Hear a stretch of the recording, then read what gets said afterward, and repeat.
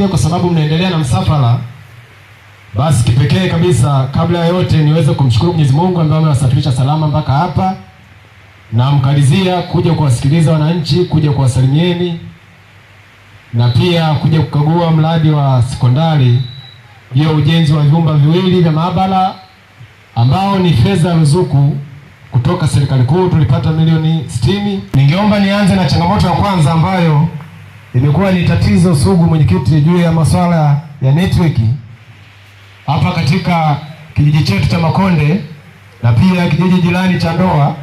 Tumekuwa na changamoto ya mtandao, hivyo mara kwa mara umekuwa ukinilalamikia kwamba sipatikani.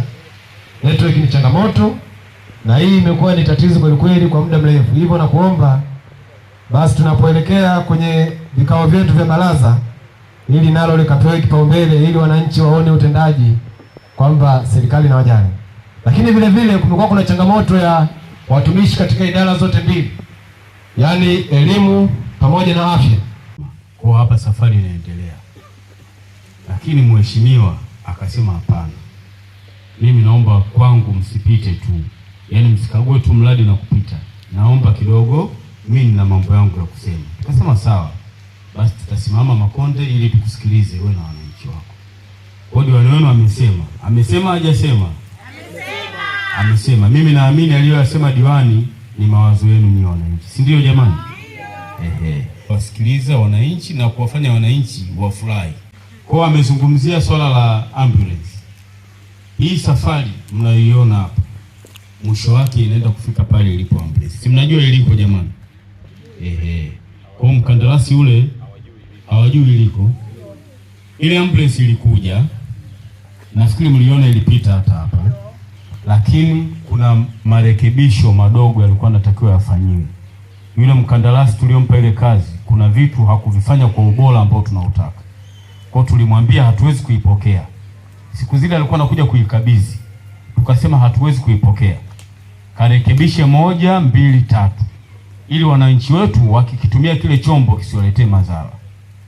Kwa ile ambulance ipo pale Itungi, ndio alikokuwa anafanyia marekebisho.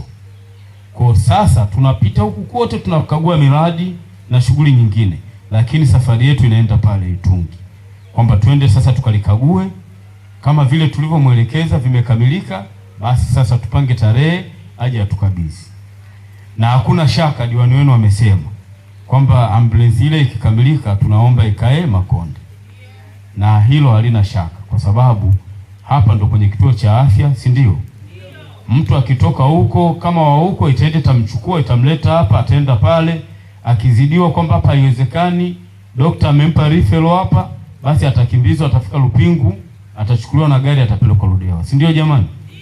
Kwa kwenye hilo hamna nini? Hamna shaka. Sawa? Muwe na amani. Au DMO inakaa sehemu nyingine? Wazi. Iko wazi kabisa, hata sinaja kuongea sana. Mmemsikia jamani? Kwa hiyo msiwe na shaka.